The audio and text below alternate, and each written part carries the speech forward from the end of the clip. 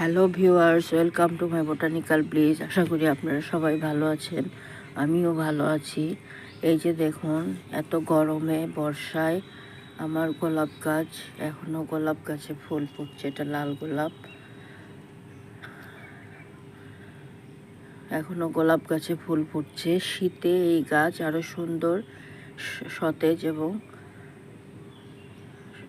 সুন্দর থাকবে।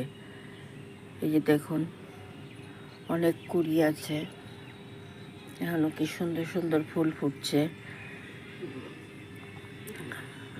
আমি এখানে 50% বাগানের মাটি, 30% গোবর সার, 20% কোকোপিট দিয়ে গাছ বসিয়েছি। আপনারা চাইলে খুব সহজেই ছাদ বাগানে গোলাপ গাছ করতে পারেন।